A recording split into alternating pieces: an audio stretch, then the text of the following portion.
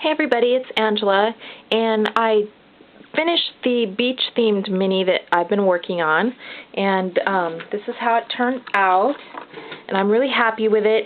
If you know, a couple videos ago I did a board book, my first board book mini album, and I was not really pleased with the binding, and someone on YouTube suggested that I just cover up the holes of the mini album and make a spine and do all that. So I did that with this mini, and I really like it. I think I'm going to go back to the previous board mini that I did and rebind it, because I really like this a lot better than just using ribbon in the holes.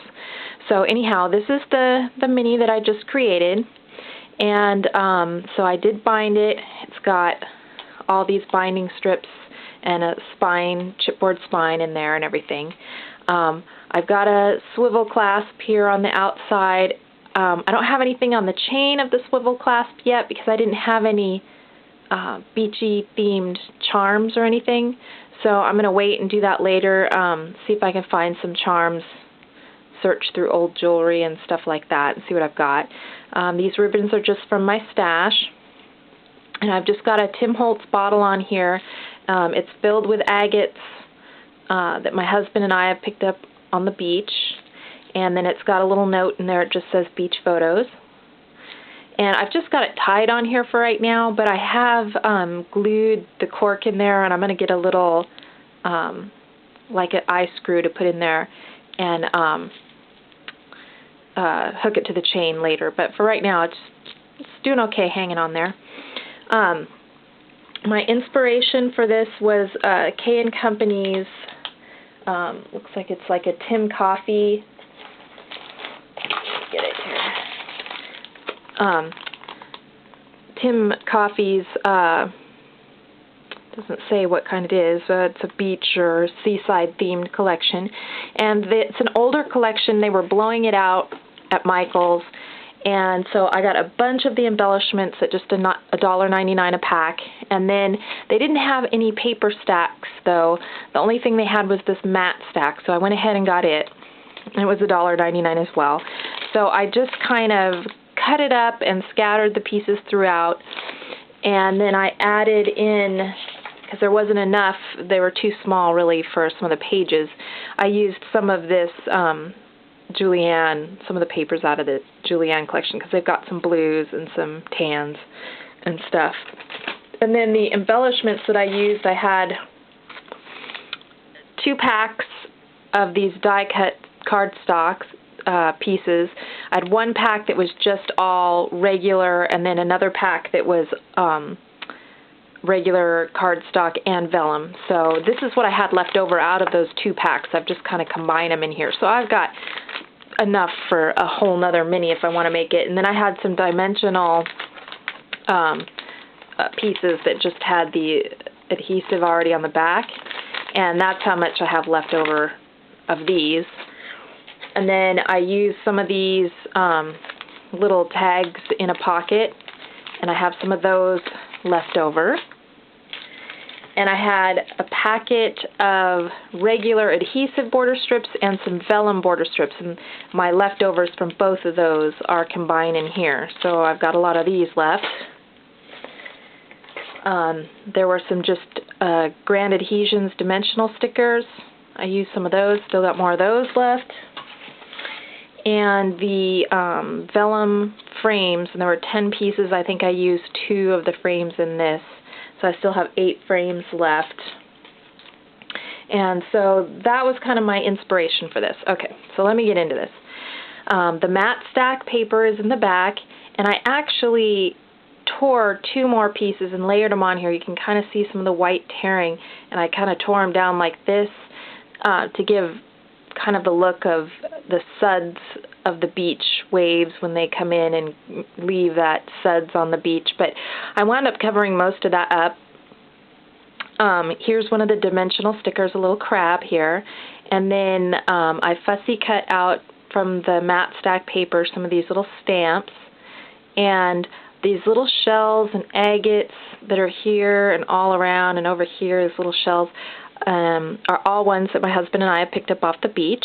Even this piece of little beach glass over here we picked up. And then I put some just kind of gray lace in the background. It kind of looked like lacy foam to me. And I believe I got that at Saw Crafters. Don't quote me on that, but I think so. This is a piece of the acetate pieces. It's just some little bits of seaweed kind of coming up. And I've got some little tiny micro beads and a pearl, and those I just took off of some junk jewelry.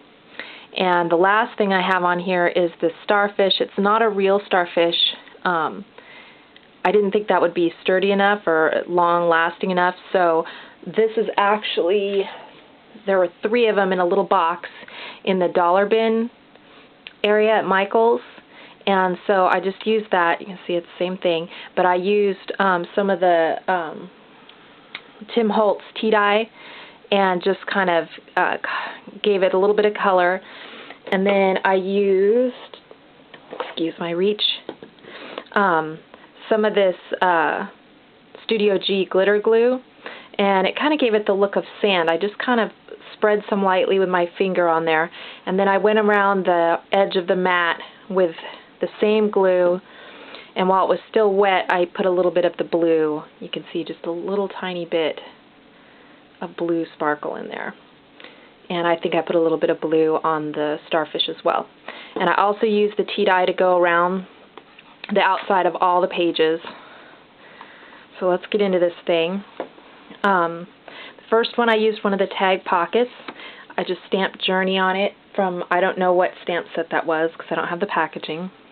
I have a little stamp on the back, and that way I can kind of say what the photos are about, kind of introduce it. I have a dimensional little crab sticker there. On this page I have some of the die cuts and some of the acetate pieces, just so I can hold these 2 tags in there. And these are from the matte stack papers, and then I just used some regular cardstock in the background. And I used some of that Julienne paper for the background. There's another acetate piece, some more of the lace, and a few more agates. And I used the, for all these agates and stuff, I used the E6000 just because it's so strong. And I used that to pretty much glue on all of these bigger pieces because I just didn't think that hot glue would last. I figured stuff would start popping off or something. And so on this one, I did some stamping in the background. I have another mat, and for all these little mats and stuff, I used my Spellbinders number 6 nestability dies, and that did all of these top note shapes. And here's just a tag. The tag was actually from the tag in a pocket, so I just used the tag and didn't use the pocket. And I cut the tag down a little bit. And there's room underneath here. I could put a photo in the background, and there's plenty of room to stick some more tags or whatever I want to put back there. This side, there's some more beads down here with some lace, some more dimensional stickers. Here's a piece of the die cut stapled on there.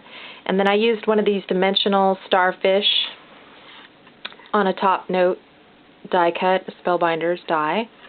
And that kind of holds closed this flap. And then I can put photos and stuff in there. And then this just kind of slides behind here. And then the little feet kind of hold it shut. On this side, I used another one of the tags in a pocket, and I just put this lighthouse on there. There's some stamping on the back. And then there's another little tag here. I just used my, I think it's like a Marvy tag punch. Punched that out of the matte stock paper and stuck a little of the die cuts on there. Slide them in there. And there's some more acetate pieces. Here I put some seagulls. I did a little bit of stamping, dimensional sticker. Here's another one of those Spellbinder die cuts in the background. Some lace, some beads, some agates. And then On the side, I just have a couple tags. I stamped Life's a Beach, and then these are from the mat stack, and I just put some die cuts to use as tag pulls. And those just clip onto the side. And this one, I've got some more agates and beads down here in the corner, and some more of the die cuts. And then I just made one of these little things that opens up so that you can put a ton of pictures and stuff in there. And these are mostly from the mat stack and then just regular die cuts. And I left them kind of open so I can slide a photo behind here so they're not all the way glued down.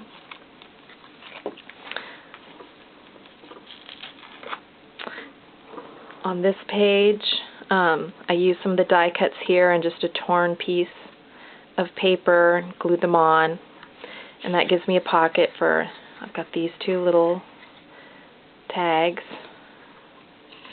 and then this bigger one, and these are all with the